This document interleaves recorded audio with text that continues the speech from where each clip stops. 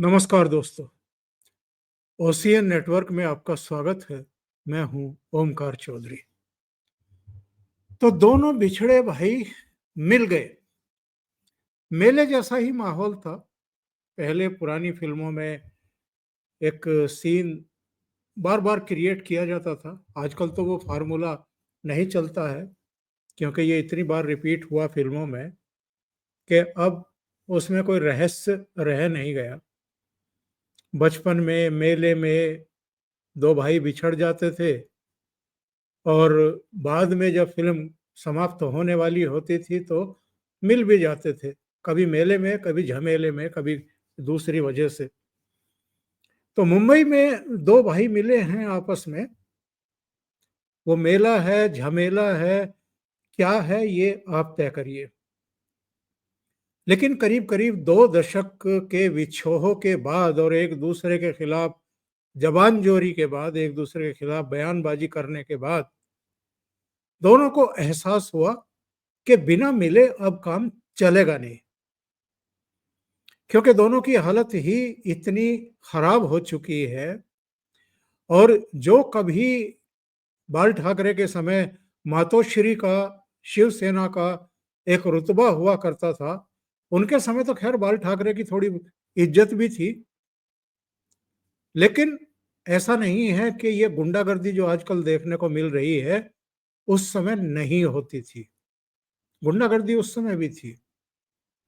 कभी तमिल भाषियों को, कभी दक्षिण के दूसरे लोगों को, और बाद के वर्षों में बिहार के लोगों को, पूर्वी उत्तर प्रदेश के लोगों को, यानी उत्तर भारत के गरीब लोगों को भी, मजदूरों को भी, साइकिल पोलर जो रिक्शे चलाते हैं, जो ठेली लगाते हैं, जो रेहड़ी पर सामान बेचते हैं, उनको भी निशाना बनाया जाने लगा था। और ये बेशर्मी जो है, ये हिंदी के विरोध में पहले भी और अब भी। इस बार तो हमने और आपने देखा है कि एक राजस्थान के जयपुर के जो स्वीट्स की दुकान चलाते हैं, शायद भयंदर के इलाके में, वहां जाकर के उनको मनसे के गुंडों ने मारा पीटा, थप्पड़ मारे, ऑन कैमरा मारे।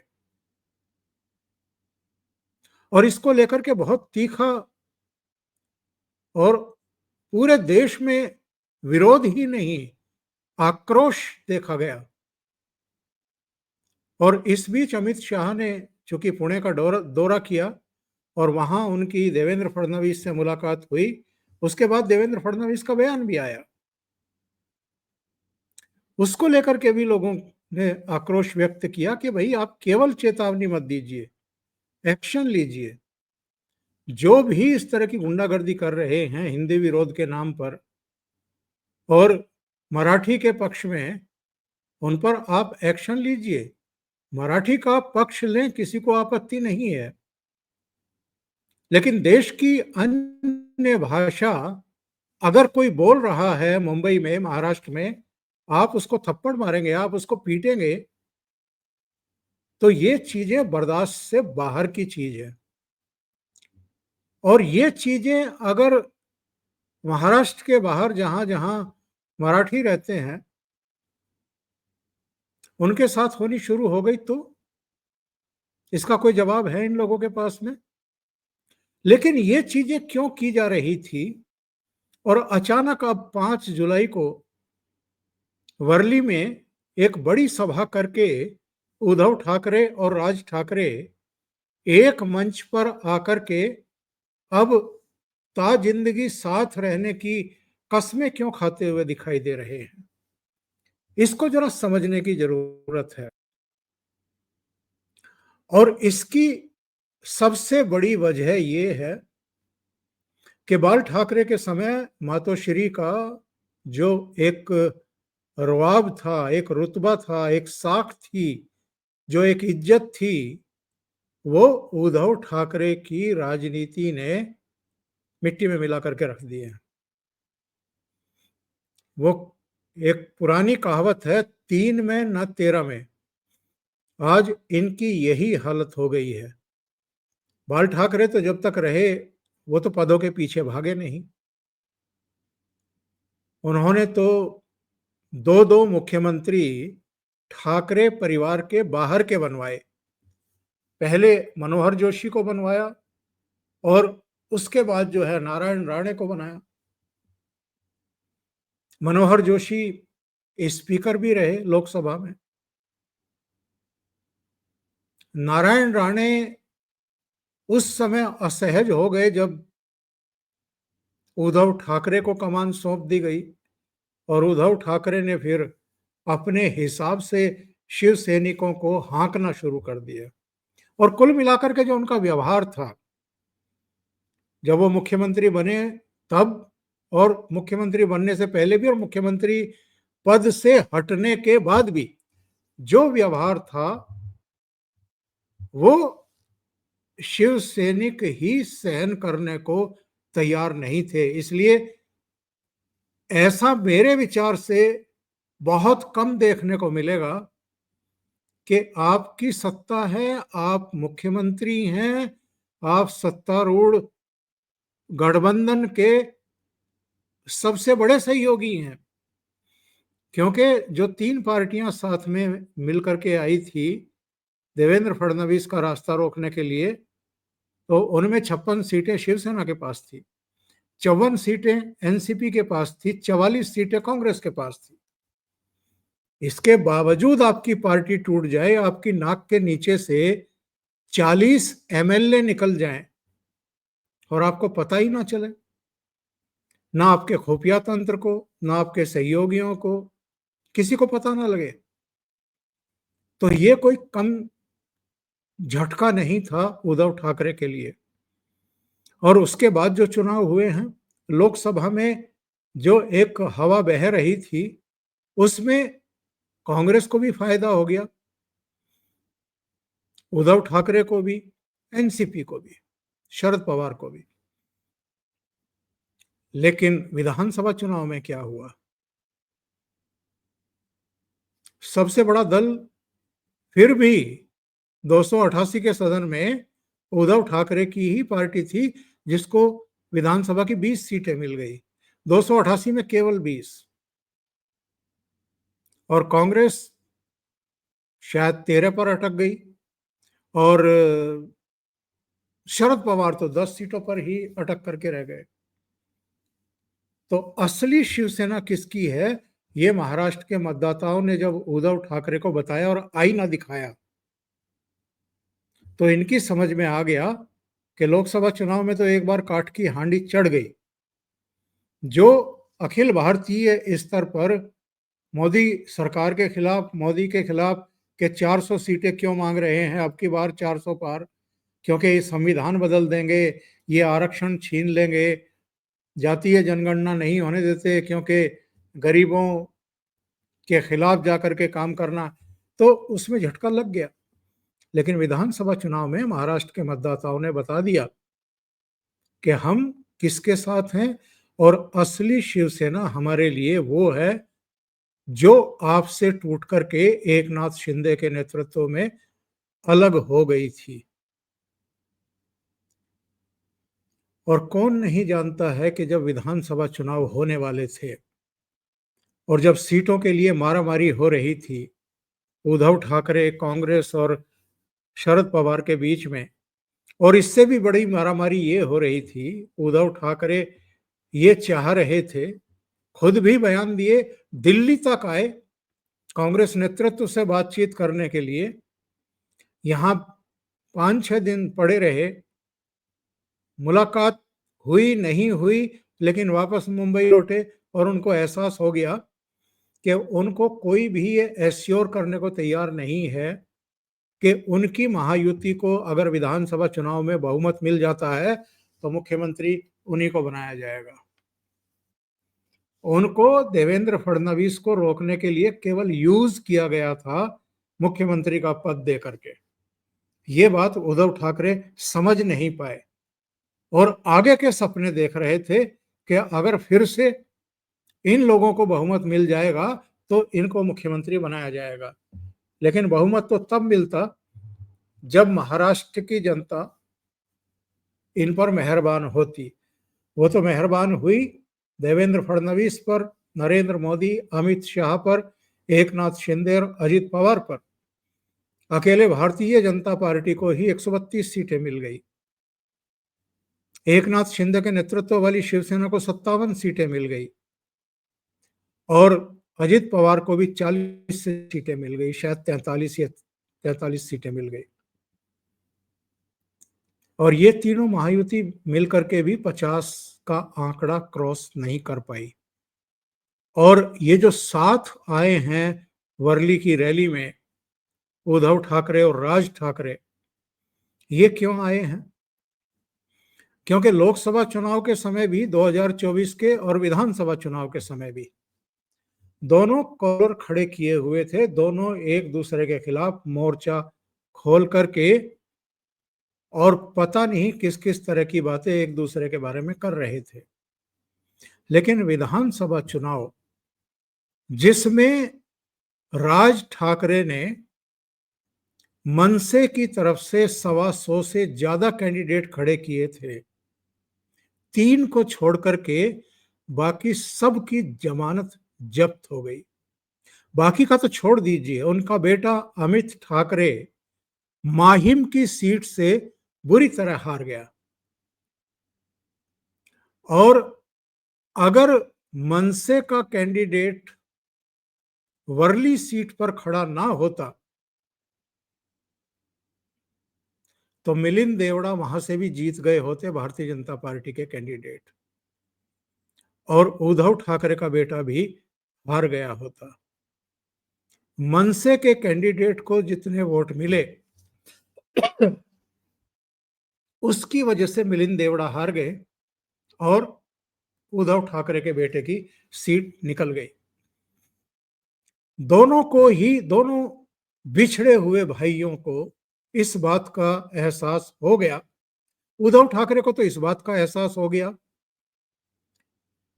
कि जो पार्टी टूटी, एकनाथ शिंदे के नेतृत्व में 40 एमएलए और 13 एमपी निकल गए उस समय, उसने उनका जनाधार बुरी तरह ध्वस्त किया है, प्रभावित किया है। और ये जो महायुति बनी हुई है कांग्रेस और शरद पवार के साथ, उनके नेतृत्व वाली शिवसेना की, अब इसमें भी उनकी इज्जत रह नहीं गई है। वो उस तरीके से अपनी चला नहीं पा रहे हैं। नंबर 3, उनका चेहरा हिंदू विरोधी बनता जा रहा है, जो बाला साहब ठाकरे की यूएसपी हुआ करती थी। तो वो कहीं ना कहीं शरद पवार और कांग्रेस की राजनीति के चक्कर में उससे हट गए हैं, डिग गए हैं, और जो महाराष्ट्र का हिंदू है वो भी उनसे नाराज है। विधानसभा चुनाव ने ये तय कर दिया। तो उनके लिए भी ये संकेत था कि अब बहुत लंबे समय तक वो इस महायुति में रह नहीं पाएंगे, सरवाइव नहीं कर पाएंगे। और जो कुछ दोनों भाइयों के बीच में हुआ है, आपको क्या लगता है? इसके बाद शरद पवार और कांग्रेस पार्टी क्या राज ठाकरे को भी उसी तरीके से गले से लगाएंगे जैसे उद्धव ठाकरे को उन्होंने शुरू में लगाया था, भारतीय जनता पार्टी और देवेंद्र फडणवीस को सत्ता में आने से रोकने के लिए? मुझे नहीं लगता। राज ठाकरे के लगभग सारे कैंडिडेट की जमानत जब्त होना, उनके बेटे का माहिम में हार जाना, उनके लिए ये संदेश और संकेत था कि आपकी कहानी और किस्सा सब खत्म हो रहा है, इसलिए मरते क्या ना करते। उन्होंने सोचा कि बहुत लड़ लिए और इस लड़ाई के चक्कर में दोनों की जमीनें खिसक चुकी हैं, इसलिए एक विवाद शुरू किया गया। एक फिर से वही पुराना हिंदी का विरोध करो, जैसे ये दक्षिण भारतीयों का विरोध करते थे, उत्तर भारतीयों का विरोध करो। हिंदी बनाम मराठी, पहले तो इन्होंने ये किया ना कि पूरी मुंबई में और कुछ दूसरी जगहों पर भी दुकानों पर यह अनिवार्य कर दिया कि आपको मराठी में दुकान का नाम लिखना ही पड़ेगा, प्रोपराइटर का नाम लिखना ही पड़ेगा। अब हालत ये हो गई है कि सब्जी वालों को पीट रहे हैं, ठेले वालों को, रेहड़ी वालों को, मिठाई की दुकान वालों को पीट रहे हैं, उनके वीडियो बना रहे हैं, उनको वायरल कर रहे हैं। दोनों भाइयों के भाषण बड़े दिलचस्प थे। उद्धव ठाकरे कह रहे हैं कि हमें अगर मराठी के लिए, मराठी के गौरव के लिए गुंडे बताया जा रहा है तो हाँ, हम गुंडे हैं, यानी मराठी के लिए हम गुंडे हैं। और वो कहते हैं कि अगर हम साथ आए हैं तो अब साथ ही रहेंगे। तो भाई, पहले साथ रहने से किसने रोका था? आप लोगों की जो ईगो थी वो तो 7वें आसमान पर थी, और इनसिक्योरिटी भी। बाला साहब ठाकरे के समय ही तो राज ठाकरे नाराज होकर के अलग हो गए थे, क्योंकि उनको तरजीह मिलनी बंद हो गई थी संगठन में, उनकी चलनी बंद हो गई थी। उनको लगा था कि मैं अलग पार्टी बनाऊंगा तो जो शिवसेना मैंने खड़ी की है उद्धव ठाकरे के राजनीति में आने से पहले, तो बहुत बड़ा कैडर तो मेरे साथ आ जाएगा। और जिस तरीके से वो बोलते थे, जिस तरीके से वो व्यवहार करते थे, वो भी बाल ठाकरे के थोड़ा सा मिलता जुलता था।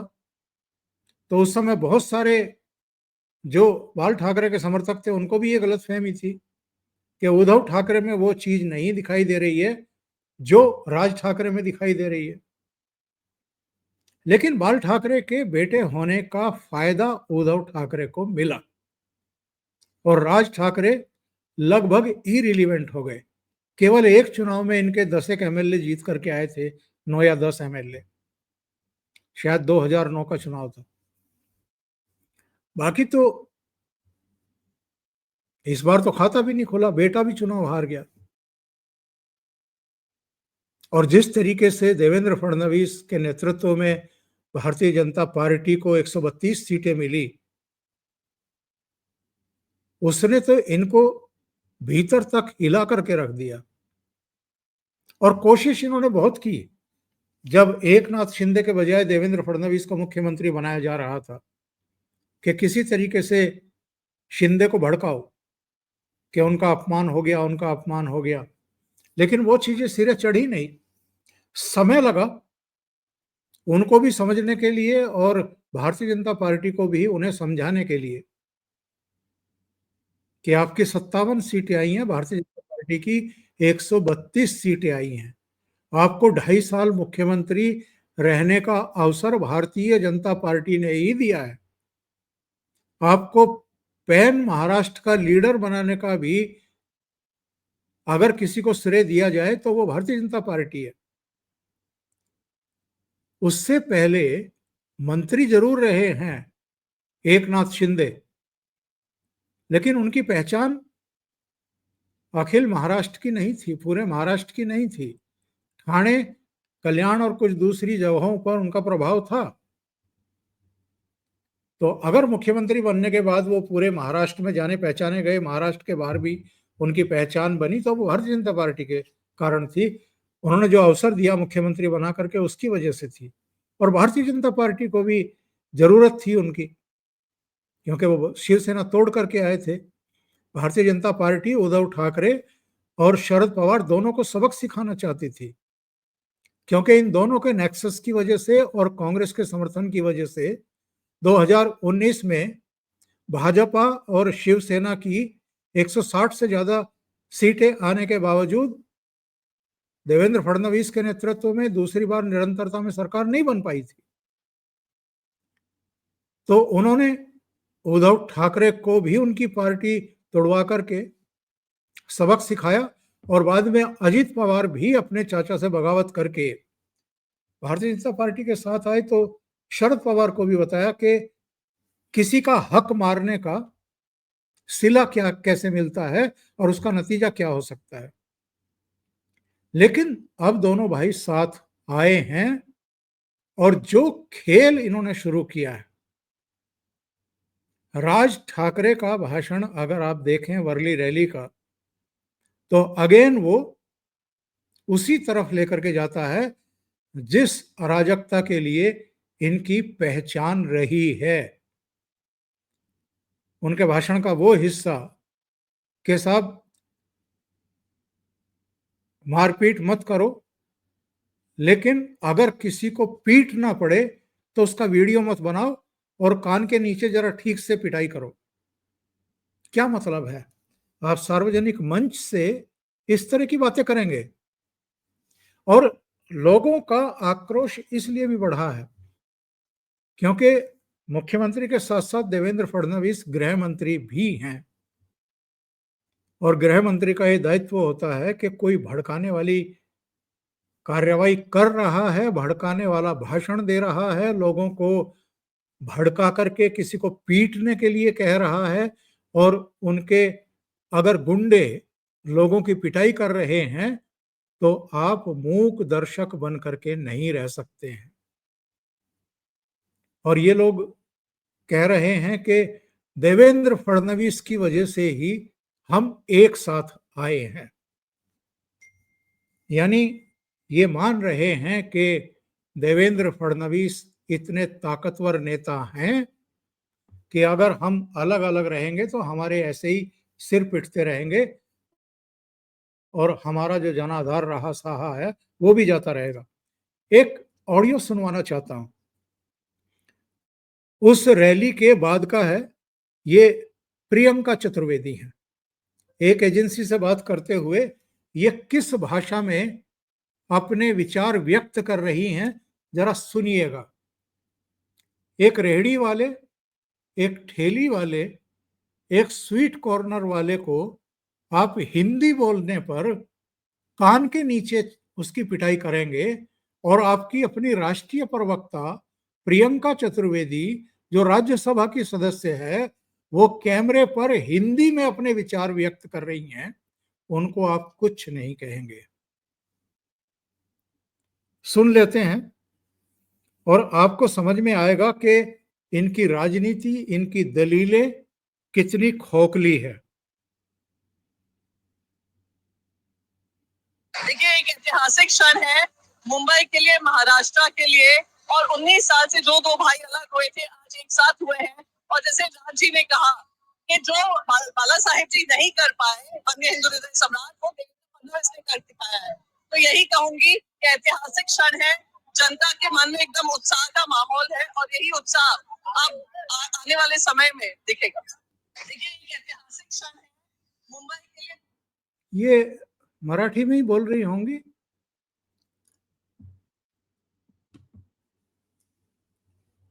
और अगर हिंदी में बोल रही हैं तो राज ठाकरे को कहना चाहिए अपने लोगों को कि कान के नीचे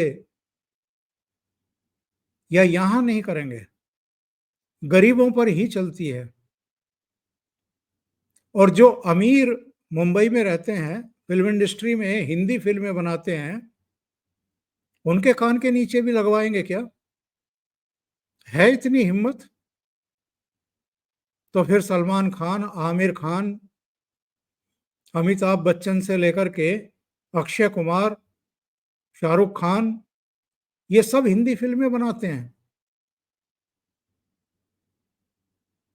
इनके कान के नीचे भी रखवाओ। लेकिन आपको ये जो नफरत भरी, विभाजनकारी राजनीति करनी है, लोगों को भड़काना है और गरीबों को पिटवाना है, क्योंकि जो बड़े हैं उन पर तो आपका वश चलेगा नहीं, वहां तो आप ये काम कर नहीं सकते। इस तरह की विद्वेषपूर्ण, विभाजनकारी, नफरत भरी राजनीति कोई इस देश में एक्सेप्ट करने वाला नहीं है। आपको, दोनों भाइयों को अगर ठोकर लग चुकी है, टक्कर लग चुकी है, और लोगों ने आपको अगर शिक्षा दे दी है, सजा दे दी है, और आपको लगा कि आपको साथ आना चाहिए, फिर से, तो उसके लिए ये विभाजनकारी और नफरत भरी भाषा और तौर तरीके अपनाने की जरूरत नहीं थी। मराठी सब सम्मान करते हैं मराठी का, मराठा मानुस का भी सब सम्मान करते हैं, सब जय महाराष्ट्र बोलने को भी तैयार है। लेकिन आप हिंदी विरोध का नारा बुलंद करके और लोगों को पीटेंगे, इसको कोई एक्सेप्ट नहीं करेगा। अभी के लिए इतना ही। बहुत बहुत धन्यवाद। अगर आपको ये चैनल और इसके कंटेंट पसंद आ रहे हैं तो लाइक करें, कमेंट करें, वीडियो को शेयर भी करें। अभी तक अगर आपने ये चैनल सब्सक्राइब नहीं किया है तो सब्सक्राइब कर लें, साथ में लगे बेल आइकॉन को दबा दें ताकि आगे आने वाले वीडियो और उनके नोटिफिकेशन आप तक पहुंचते रहें। बहुत बहुत धन्यवाद। नमस्कार।